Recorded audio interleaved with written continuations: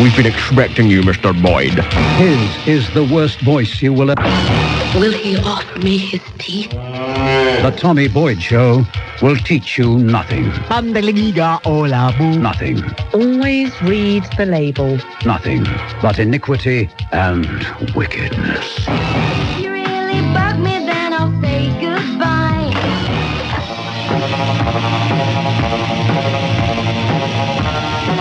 Let's get education out of the cupboard and stretch its legs. Free call 0500 10 53 89. We take the whole business of education for granted. It is one of the certain truths of living in Britain that if you're a child, you will be attending school and you will be following that set national curriculum. You will be sat on one of those chairs, behind one of those desks, in front of one of those boards, in one of those buildings which sits on some of that concrete called the playground, which you're tipped out into 3 times a day, and the jungle of its culture. Free call 0500 10 53 89. Why don't we just knock them all down and start all over again? I'm sure we could come up with something much better than the school system that we have at the moment, if only we were allowed to knock them all down and start over again. But let's imagine we can do it, because within the confines of a conversation, it's the great thing about talk. Let's do it. Let's knock them down and start all over again. Or, if you want to, turn them into homes for the homeless, or homes for all the middle-aged people who clearly can't cope with life very well, whose horizons are so limited, whose nerves are frayed and jangled by the artificial existence that they've created for their bourgeois suburban selves, those unhappy middle-aged souls rattling about in their box-like homes, hanging on like grim death with their thin little careers in 20-man offices, who are doing that, leading those lives, being those people because of what education did to them. That's why they're nuts. Let's turn our schools into homes for them so that we can repair the damage in the same place where perhaps it was done. Free call 0500 10 53 89. We must have room for radical conversation like this. Join me. I have a fax in front of me from a lady who's lost the plot, called Patricia Knox, who lives in Bedale in North Yorkshire, who heard some carefully couched wisdom on the subject of British education on this show 2 days ago, and faxed me as follows. It's people like you who set a bad example to our young people, encouraging them to rebel from any authority. Absolutely. We don't want people to come up with their own ideas, do we? We don't want people to take control of their own lives, do we? We don't want people to find responsibility through their own initiative, do we? We just want them to obey. Sit there, sit still, arms folded, eyes front, fingers on lips, and repeat after me for 15 years. And then you get Patricia Knox's. She continues, you may not like our education system. Well, I don't. And I don't know anybody who does. But she says it's all we have. There. What an utterly lifeless, gutless piece of resignation. You may not like our education system, but it's all we have, despite its flaws. Well, this is the problem.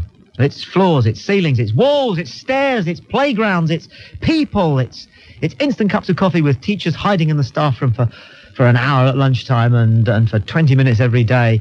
And then when they come out in front of the class, just insisting on that class's mindless, glazed obedience until the bell goes and they can escape again. She continues, as a mother of 2 children, I know how difficult it is to motivate children. No, it isn't. No, it isn't. Children are born brimful of motivation and curiosity. It's very easy to kill it. Very easy to kill their motivation. That's what you're trying to do. Very easy to kill their curiosity. Kill their hunger to learn. Kill that glorious sensitivity that they have. She continues, have you children of your own? Well, so what? Perhaps if and when you did, you will develop a more mature and less trendy attitude. Trendy. What a spiteful little sideswipe trendy is. It in itself is an unfashionable word. Thank you, Ash. Free call 0500 10 53 89.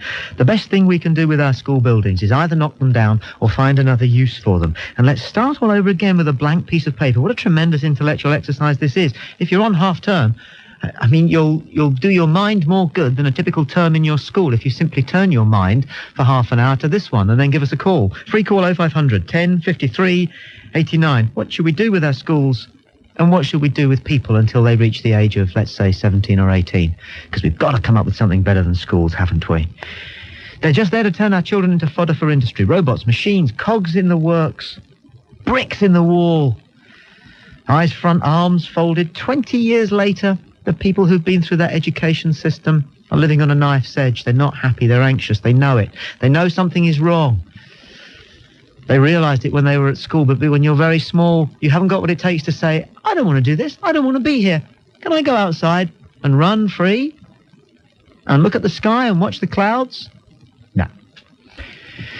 Pre-call 0500 10 53 89. What is the best thing we can do with our schools? And what should we be doing with our people, our colleagues, our friends and children, until they reach the age of 18? We've got to come up with something better than herding them into those prison ships. I'm Tommy Boyd. This is Talk Radio. There's a good argument for listening. Free call Oakson. You're on Talk Radio. Jeff, good afternoon. Yes, hello there. It was an interesting point you made with regard to your stance against rebelling against authority. The lady wrote in with a letter. If we don't encourage people to respect a certain amount of authority, then basically what you're saying is you're happy to live in a state of anarchy, where no one takes charge and everything carries on in spite of rather than because of. Well, I don't know what that last bit meant. Do you really understand what anarchy means? I believe so. But do you? Of course you believe so, but do you? Have you read any of the turn of the century writers on anarchy? No, I haven't. No. All right, then I will admit to a poor choice of words. Yeah, you got it wrong. Anarchy actually is a glorious state. You should read Emma Goldblum. Yeah, no, we're not here to discuss my choice of reading. We're here to comment on whether it's right for you to encourage people to rebel against authority. And to a degree, you are probably right. No, excuse me, pal. We are not here to discuss No, I'm whether not your pal. You I'm certainly not your aren't. pal. You certainly aren't. We are not here to discuss whether I have any rights to anything at all. We're here to discuss a concept. Now, can you focus on that concept? Focusing is not a problem. Yes, it is for you, because we're not here to discuss whether I have the right to discuss whether children should rebel against authority. We're not here to discuss that at all. You made a point that why encourage people to respect authority? No, I didn't say that at all. Well, you obviously don't have an open mind and you're not prepared to discuss it. You don't understand what we're here to talk about today. Would you like me to start all over again? Let's go back to the point where you were basically boo-hooing the concept of authority. No, schools. No, the word you used was authority. I didn't use the word authority. That was in a letter that was written to me by a listener. Okay, so why boo-hoo the concept of schools? Now, you see, you've finally got round to what we're talking about today, and it has taken you 2 minutes, 15 seconds. I'm sorry. I really, Yes. I'm sorry it took so long. So am I. It's a waste of my time. Yeah, and I think it's a waste of mine. Goodbye. Yeah, goodbye, pal. We're talking about schools. We're talking about what's wrong with them. We're talking about what we put in their place if we started all over again. It's not about the host, myself. It isn't about authority. It's about an education system. It's about what people need when they're small and vulnerable. When they've got all their possibilities and all their potential. We've got to do better than those buildings, haven't we? I mean, do you remember the building that you were in? All those hard surfaces? And that's just the teachers? Mark calls from Essex. You're on Talk Radio. Mark, good afternoon. Good afternoon. I know what we should turn schools into. I think we should turn them into asylums for all the unemployed teachers after we knock them down. And that last caller, where is he coming from? Yeah. Because you're not encouraging us to rebel, because I'm 15-year-old. You're encouraging us to think for ourselves. Correct, thank you very much. Precisely, that's all it was. He obviously had a proper education. He cannot think for himself, nor can he concentrate. He's just one of the zombies. Exactly, another brick in the wall. A grave filler. Go on, Mark. Nice to talk to you. All right, thank you. Bye. Let's talk to Nima, who calls from Surrey. You're on Talk Radio. Nima, good afternoon. I'd like to know what your argument is exactly, because you always have an argument. Yes, I do. Go ahead. Schools are not serving our young. Okay. What? Yeah. What? Yeah. Not serving them food or what? No. You can do better than that. Well, no, in what way are they not serving our young? Are you still in our education system? I am indeed. Ah, well, in that case, hence things like Indeedy and not serving them food. Come on, we don't do glib. This is Talk Radio. No, go ahead. Tell me what your argument is, and I will destroy it. School... I've done it before. You've been beaten before. Oh. We talked about This isn't what it's last about. time, and you gave up. This isn't what it's about. Winning arguments. It's about creating a better world. No, but I proved conclusively that you were an orator last time, so Yes. it does come down to winning arguments. Please tell me what your argument is. My argument is that schools are not serving our young people, and I have very strong evidence to prove it. So, schools are not educating our young correctly? Correct, and I have very, very sound evidence to prove it. Well, being an ex-teacher, I presume. No, you're wrong. No? No, Go on. I want to hear some evidence. it's you. It's me. Yes, it's you. Well, okay, on that I'd have to concede, because I wasn't know. educated properly, couldn't spell to save my life. But as it stands, I'm doing all right in education. No, you're a lost soul, my friend. I'm a lost soul. Yes, you are. All right, I'll have to concede to superior experience as being a teacher, but I'm going to object to the fact that you use mindless, glazed obedience to describe children in school these days. I don't think that's quite accurate. Certainly is. It is. Yes, it is. Not the school I went to. I think Yes, the it teachers... was. The teachers ran for their lives to the staff room. Nothing about obedience. At least school. There are no obedient children in school right now. Really? I don't know when you were teaching, but it hasn't been in the last 2 years. Okay. Were you allowed not to go to school each morning if you didn't feel like it? Yes. Who was going to stop me, other than my own will? Well, it's the law. Come on. Oh, like the law matters these days. What are they going to do? Caution me? You are not... you're required by law to go to school. Yes, I realise At that. school age. Right, now, hold on there, then. Hold on there. Why? Why? Yes, why? You see, let's go back to the argument. No. Answer the the argument. Okay? Answer the question. Why? What we're talking about at the moment, what we're focusing on at the moment, okay, all right, is your contention that obedience is not required of school pupils. And by simple dint of the fact that the law requires them to go to school, okay, you have the very beginnings, perhaps the earliest and most potent brush with obedience. That unless you are imprisoned in your later life, you will ever experience. Okay, you're wrong, Tommy. The law requires that we get an education, not that we go to school. Wrong. No. Again, you're wrong, because I'm looking at this from the point of view of the child. You're looking at it from the point of view of the country's solicitor you want to be. No, I'm sorry. How could I be a solicitor? When said you the are education system has failed me. When you Sorry, are, Tommy. I'm talking about your ambitions, not what you will achieve. You won't achieve it, even though it's what you want to do. Tommy, how dare you? Look at this. It's A called young dancing on your grave, pal. An aspiring young man trying to make something in his life, and you squash me like that. Yes, you should I be do. ashamed of yourself. Yes, I do. Well, apologise to me in front of the nation. You shouldn't be doing this to the youngsters. Certainly not. Before you can grow tomatoes, you've got to deforestate the weeds. Yeah, another useless analogy. Please go ahead and apologise for that. Well, you ain't a tomato, pal. Well avoided. Carry on with your point, please. Go. Not at all. I'm bored talking with you. Will you go away? Well, every time I talk to you, you lose, so I might as well. Yeah, bye. Bye-bye. Yeah, dear.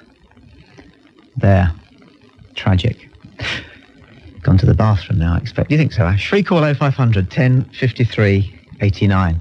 When you're a child, you know that you've got to be in school. The distinction is entirely lost on 5-year-olds or 6-year-olds or 7-year-olds. They know they've got to be there. They know they've got to do what those great big strangers who have nothing to do with their mummy and daddy tell them to do. They don't know why they're lost and confused. They're torn weeping from the arms of their mothers outside those nursery schools. They don't understand it. They don't want to be there. They know in their hearts and their minds and their souls, in every cavity of their being, that they don't want to be there.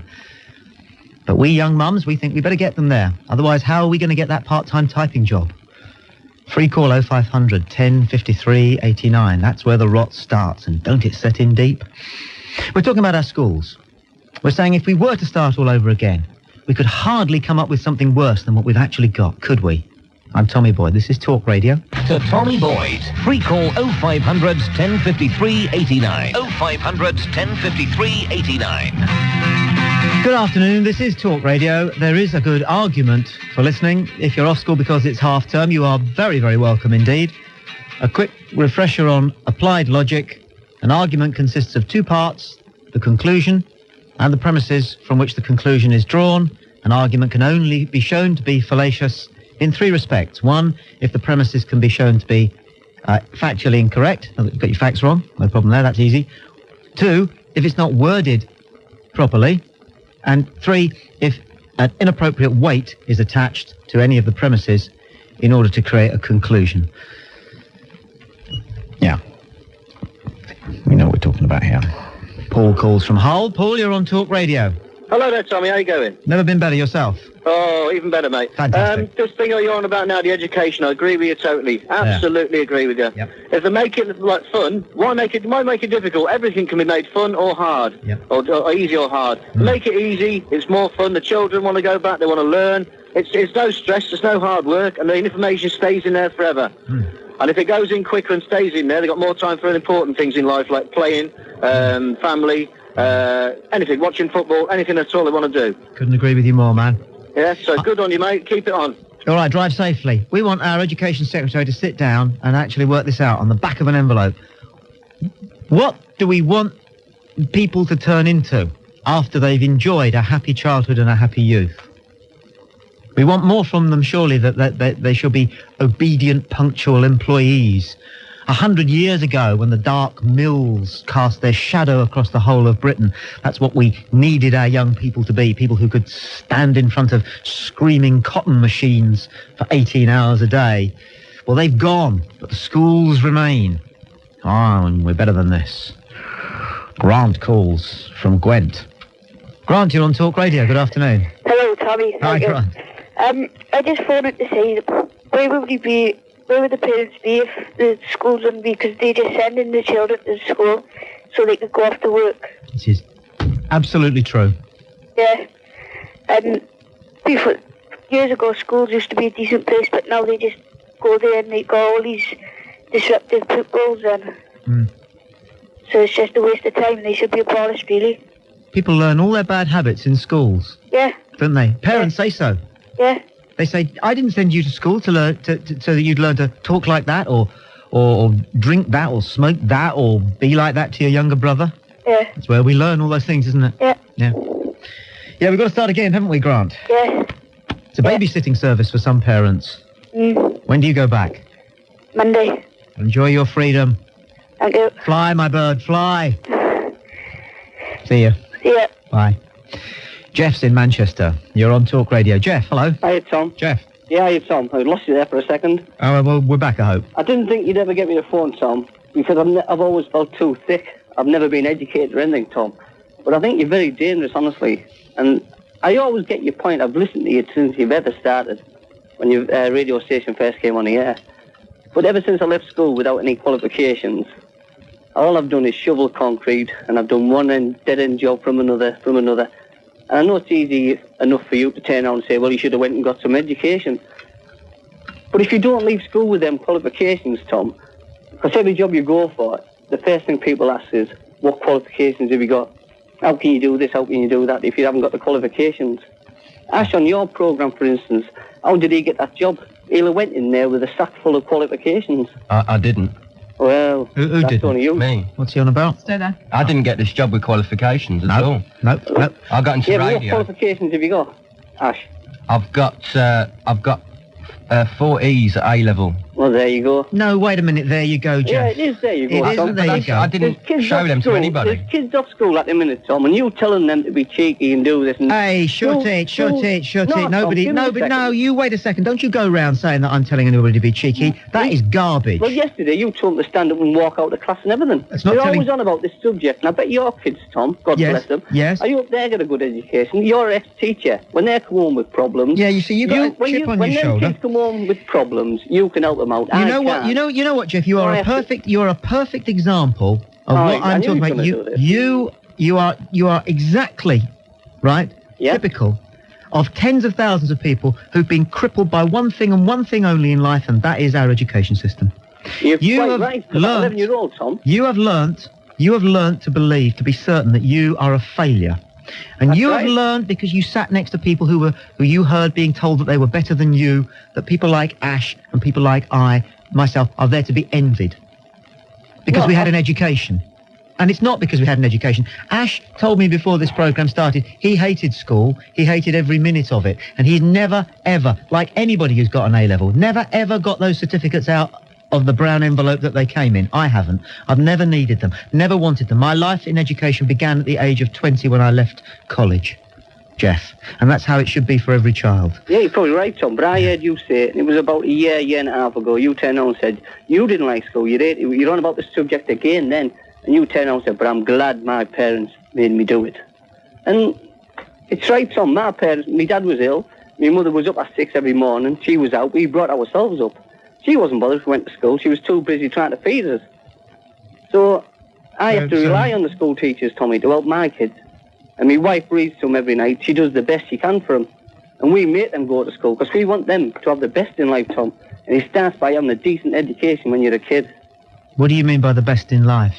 Well, the best start in life, Tom. What does that mean? If you're sick like me, when you leave school, all what does you're that going to do mean? is What does that mean? What does that mean? Has anybody ever talked to you about what the possibilities are in a life?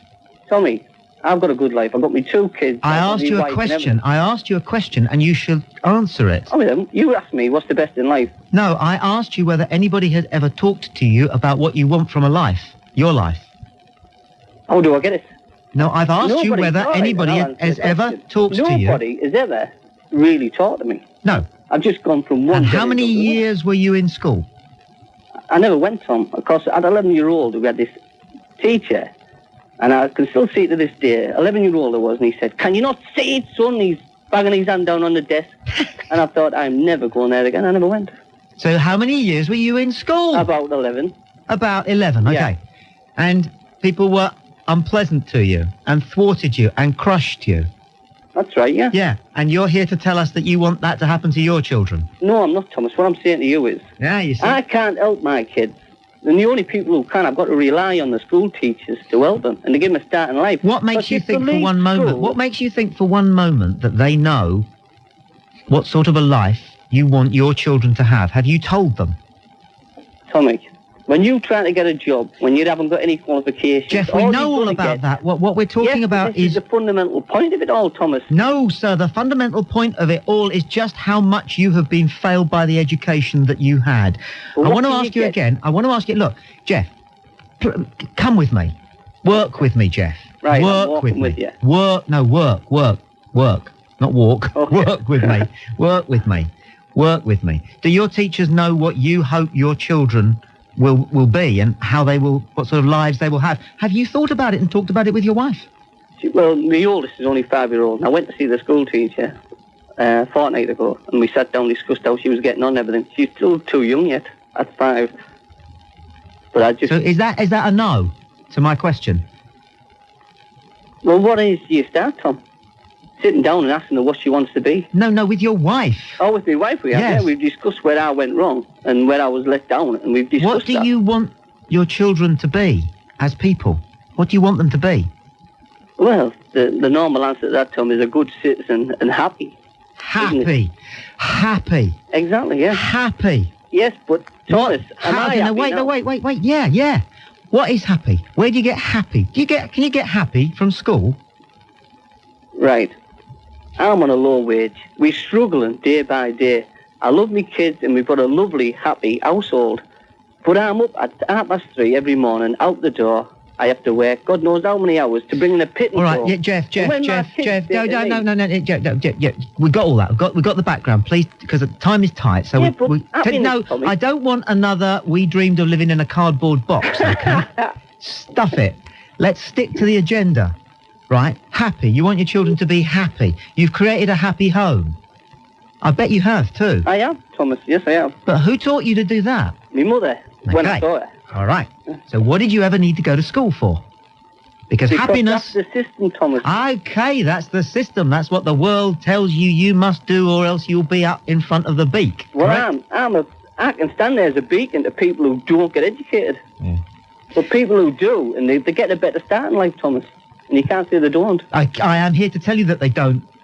Well, I'm here to tell you absolutely, definitely that they don't. I'm a better educated man than you, Jeff, and if you believe what you believe, you have to believe a better educated man. I've bluffed myself into a few jobs. Excuse me, back up. I just kebabbed you.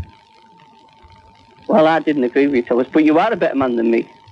Purely and simply because, I mean, even if you're graded that by wealth, your bank balance is better than mine. I've got 30 pence what I'm looking at in front of me. You want my... You can't tell me I'm a successful man. You want my overdraft? Tom, you can't tell me I'm a successful man. You want my and overdraft? These kids who are listening now would rather be you than it would be me. They want to get educated, Tom. They want to go to school. But only people who have endured our education system, who believe that happiness lies in the kind of success that you're talking about, Jeff, will think those things. And they are wrong, and you know they're wrong, and I know they're wrong.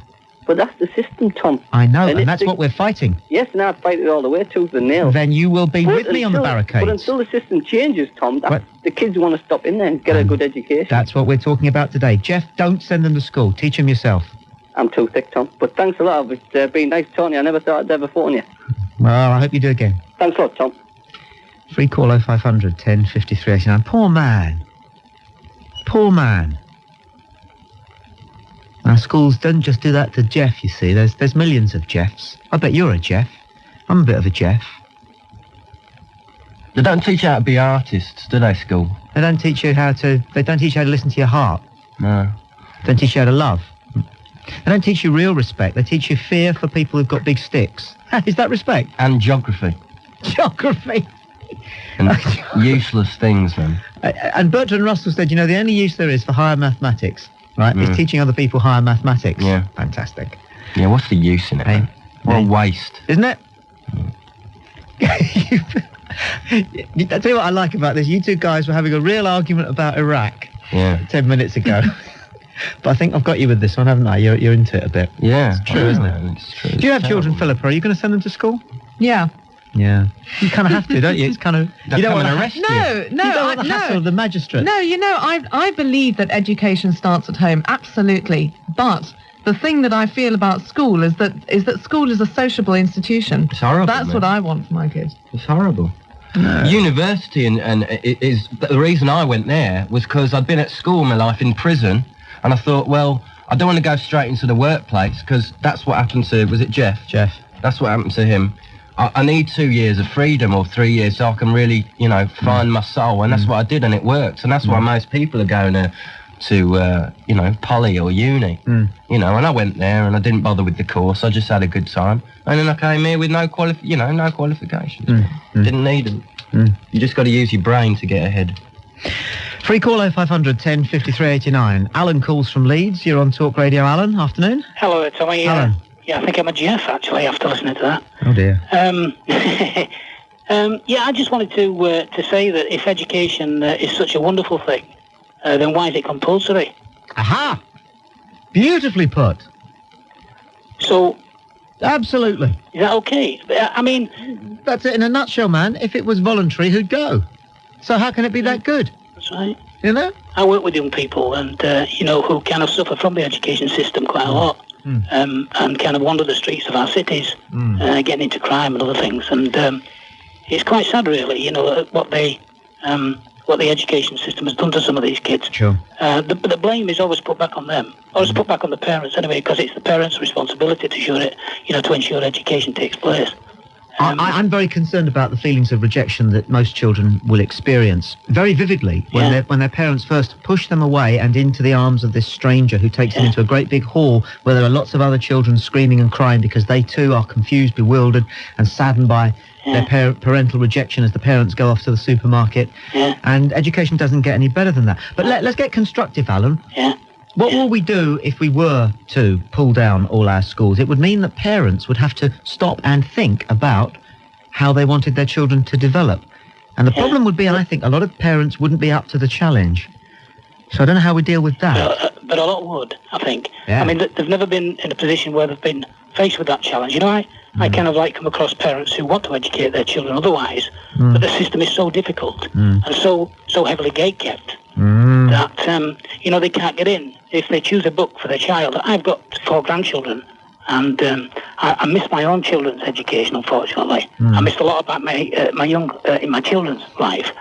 But when I saw my 4-year-old grandson walking down the road into the sunset and going into the arms of these teachers, these strangers, and one of the most precious things that you can ever have, this child, and you think, oh my God. And then somebody talked about it being secondary socialisation, and it's not the kind of way I wanted really my grandson to be socialised at that particular age. I'd have liked. See, I don't think education should begin until, that kind of education should begin until children can make a well-informed choice, And I mean, I went to I was like a Jeff for quite some time, and I went to I started Open University at 46 years of age, and got a degree and went to Huddersfield University. And now I'm at another university in Leeds, and I'm enjoying it now. But when I was a young person, it was forced upon me. Every day I went to school was kind of like just waiting to be caned, really. Because I spent quite a lot of time at the head teacher's office, and then you get these expressions. This is going to do you good. This is going to be good for you. This is going to make a man of you. There's a simple insoluble truth in what you've said. It's absolutely insoluble, and it is this: a person's education cannot begin until they themselves want to be educated. That's right. Because they will. You better get that. That could be the. No, it's okay. All right. It's okay. Listen, it's nice talking to you, Alan. I'm grateful. Thank you for your call. Just to say, Tommy, again, if education was non-compulsory, there'd be no truancy. No bad behaviour, no bad teachers, A1 education, happy children and young people, right? That's what we need. And those children and young people who want education otherwise should have it. Amen. Okay. Thanks for your call. Thanks, Tommy. It's free call, 0500 10 53 89. I'm Tommy Boyd. This is Talk Radio. There's a good argument for listening. This is Talk Radio, the nation's interactive station. Free call 0500 10 53 89 now.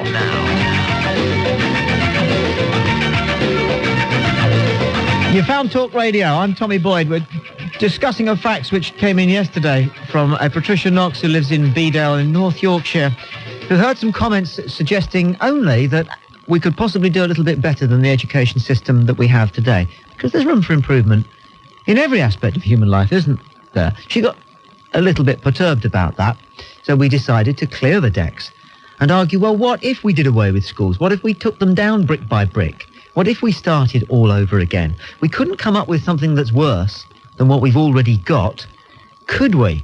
And isn't that a shocking indictment of one of the few human activities in Britain today which is compulsory regardless of whether you're innocent or guilty? We don't have national service any longer. We don't have compulsory church going any longer. We don't have compulsory voting for whichever MP your local squire of the manor insists will be elected any longer. Only two bunches of people who have to be in a certain place every day of the week: prisoners and children. Roger calls from Essex. You're on Talk Radio. Roger, good afternoon. Good afternoon, Tommy. Hi. I was going to come on flippantly, but I'm actually feeling quite moved after what I've been hearing people say. Wow. I remember actually the feeling of going to school and that it just felt so wrong to be there. And how could these teachers who were supposed to know what to do be doing things that were so wrong? I went to one of those schools, a really, really good school. My parents made lots of sacrifices for it, really good educational system, with one of those headmasters who thought he was a bit of a Hitler. And I remember one time somebody passed wind in the class and they were punished for it. I think we should knock them down. I remember one of the teachers I had when I was 10 years of age, on a very, very hot day, boiling hot day, and we had outside toilets. And one boy asked if he could go to the lavatory. And she said yes. And this was unusual because you normally had to hold it. So he went out of the classroom. And because the windows were very high, they used to build schools with high windows so children couldn't look out. That's great. And you know what she did, this teacher, this old woman, Mrs. Thomas? She got a stool and she stood on it so she could look out of the window. And I'll never forget this humiliating experience it should have been for this woman, but she had no dignity. She climbed on this stool to look and see if this little boy took a drink of water from the fountain in the playground on his way to or from the lavatory. And the triumph on her face and in her voice when she got down and announced to us all he's had a drink. And she got him when he came back because he was thirsty and he'd had a drink. What? They didn't do that in Japanese prisoner of war camps and get away with it in our minds. Terrible, isn't it? I hated school. I totally hated. My life started when I left school. Exactly. I can relate to Ash, actually. I went to university, and the only reason I really, really enjoyed university is I never really went to the lectures. I just used it as a time to enjoy myself. Good for you. Did very well, though. I'm glad to hear it. In fact, I used to run courses. I used to train university students on how to start thinking for themselves. So when they go out to look for a job, they'll be able to get something that they wanted. That's more. And I was absolutely devastated by the level of personal responsibility, or lack of it, that young people actually manage to take, because they just never, ever have been trained to do that whatsoever. Zombies, aren't they? Stepford wives and husbands, a lot of them. How would you knock down your old school? With a sledgehammer, brick by brick? Well, or would I you think it might jelly? be a nice therapy, actually, for all these middle-aged people. If we were all given sledgehammers, and we could go and knock our old schools down brick by brick. I'd graffiti it first. I graffiti it. I think we should line up all the teachers first so they can watch it happen. We used to talk about if the cricket net was turned into a mass gallows. We used to talk about which ones of our teachers we'd like to hang first, and which of them we'd all like to be together, and how many of them would flippity gibbet on the rope before they croaked. Well, we've got a 8-month-old daughter now, and there's absolutely no way she's ever going to school. We're going to educate her ourselves. Hallelujah! Hallelujah, the future belongs to you. She will be a happy soul. She already is. She's wonderful. Great to hear, Roger. Thanks, Tommy. Ah, a modern warrior. Isn't that fantastic? Free call 0500 10 53 89. I'm Tommy Boyd. This is Talk Radio. Call to the programme, calling from Dundee. You're on Talk Radio. Hello, Daryl. Hello. Hi. I'm just saying that I agree with you about... I agree with you about taking schools down brick at a time, because I was at school and Mum took me out and educated me at home because she didn't want me to be another brick in the wall. Fantastic. And you're not, are you? Now, just quickly, does your mum plan for you to take some exams? Or are you just going to be... Yeah, she will be very soon. Because, I mean, schools don't teach children to socialise, because they just keep telling the children to shut up. That's it, man. Sit up, sit straight, face the front. Do you know, I mean, have you ever seen an upholstered chair for a pupil in a school? No. But what makes them think that your bottoms, you know, are different from everybody else's until you get to be 18? Have you ever seen a school with a carpet in it? No, actually, no. No? Just a wee bit of a square yard on the floor somewhere. Yeah. I mean, you know, people wouldn't put up with it anywhere else except in schools. Because, of course, you as a child didn't get much choice in the matter, did you? Daryl, it's nice talking to you. Thank you for your call. You're welcome. You presumably your mum gets friends around for you, doesn't she? Because some people will be wondering, you know, how you go on for friends. Yeah, because you don't even have to be rich, because my mum's just a single student in the middle of moving house and everything, but she can still cope. Mister, your mum sounds great. She certainly is. Nice to talk to you. Okay. What a nice guy. And the future's safe with him. John calls from Lincoln. You're on Talk Radio. John. Hi, Tommy. Hi. Hi. I just wanted to tell you about another form of education that I've been through and work in now, and it's funded by the Education Authority, and that's the youth service. It's completely voluntary for people to come to a youth club or get involved in the youth service, and one of the youth clubs I run gets 40 young people a night. Mainly, I would have thought, because it's fun for them, but there is learning involved, although if you asked a lot of young people if there is any learning involved, they'd think not. It's really informal education. There's even a curriculum we actually work through just to make sure we cover a wide range of activities, and it's everything from environmental education, spiritual, cultural, equal opportunities. And young people actually choose what they want to learn and what they want to do. It encourages them to take responsibility for what they do and the choices they make, and helps them make informed choices. And just the popularity of it among young people proves that it works. And as I said to your researcher earlier, I actually started going as a youth club member when I was 12 and a half. And just recently I became leader in charge at a local youth club, which is sort of 10 years later. And I've just worked my way through the education system within the youth service and found it a much more enjoyable way of learning than anything else. I'm sure it's great. I can't think of any alternative to the system that we have at the moment It wouldn't be a great deal better than the system that we have at the moment, but clearly what you're talking about here is a really tried and trusted alternative. John, thanks for your call. Okay, thank you. Nice to talk. Dave's in Blackpool. Dave, you're on Talk Radio. Hello. Hello, mate. How are you? All right, yourself? Right. Talking about happy school days, not these miserable people who's been on. What about the nativity plays in Christmas? Easter? Right? Sports days? Halloween? Bonfire nights? What about all the good things in school? Yeah. We need education. Yes. Right. I left school. Apparently. Well, I think you did. No, I took a lot of things with me. No, honestly, that was never proved. But anyway, I left school, no O-levels, no qualifications whatsoever, not one. I now employ 7 people, a thriving business in the northwest of England. I've got nothing at all qualifications. I actually go out, and if I take new people on, employ new people, I will go for them basically on their skills, not on their qualifications. But they need to know discipline. Do you understand what I'm saying?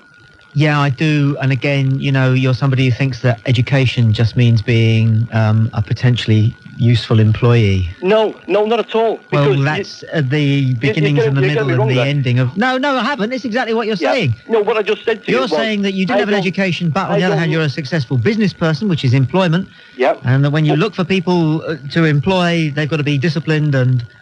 Go on. Disciplined, yes. Educated, no. It's not about employment. Employment. We've actually taken somebody on in Blackpool, okay? I'm not interested. No, listen, just listen to me. This is the argument. The guy's got no qualifications at all. We're not talking about... He is skillful. We're not talking about the artificial function of a human being, which is employment. Right. But back to the school situation. You just turned around and said, and all your callers were saying, that the school should be ripped down, should be this, and this, and the other. Okay. How many people out there have had bad school times? Quite a lot. Everybody. No. Yeah. I had an absolutely exceptional schooling. And I went to one of the roughest schools in my area. It's the friends who you make at school and who follow you out of school and enjoy life. Yeah, but you don't need schools for that. Yes, you do. Oh, you don't. How do you meet people? Oh, for crying out loud. Meet people? You need to meet people. Oh, sure. Come on. What do you mean, come on? Look, for goodness sake, what you do is you go out to your front garden gate. Yes. Turn right. Yeah. And there are other children. Are you sure of this? Definitely. Yeah, and what happens if your class Stake my life on it. What happens if your class is like a social outcast? You meet other friends similar to you in school. This is what they call the school bullying scenario. Is this what happened to you? No, I'm joking. Never been bullied at all in school? No. Nothing at all. You stood up to the bullies? We never had bullies. I'm 31 years old. So when you say it was the roughest school in the area, what do you mean? Well, our school was like a school which you had all the other schools around the area, the town. I were like very good schools, Cowley, Rainford High, all the rest of them, all the very good schools. Yeah. And if you couldn't get into there because it was oversubscribed, this was a school what everybody else around the whole of the area had to go to. Yes. Now, you did say before that... It was rough because... It was rough, but the teachers were fair. What does that mean, rough? Well, the place was like derelict. It was a bit falling down here and there. The teachers were very strict on like your uniform, etc., etc. But when we turned round and came to Christmas, summer holidays, everything, we all mucked in together and had a really good time. And these bonfire parties that you had at your school, that was unusual. It's a pity that all of the rockets... Doesn't matter. Norma calls from Norwich. Norma, let's give you the last word on this one for today. Right. Education is ongoing. You learn all the time because life is very interesting. And I was very fortunate. I enjoyed my school time. And most children, you were saying about children not being able to go to the lavatory. Nowadays, most children can go to the lavatory if they need to go. Phew. Otherwise... Free call 0500 10 53 89. Thank you, Norma. I think that's cleared up a lot. I'm Tommy Boyd. This is Talk Radio. There's a good argument for listening. Don't forget to subscribe and like. Comment too if you wish. Even slap your legs and make a purchase from Ann Summers. But don't do nothing.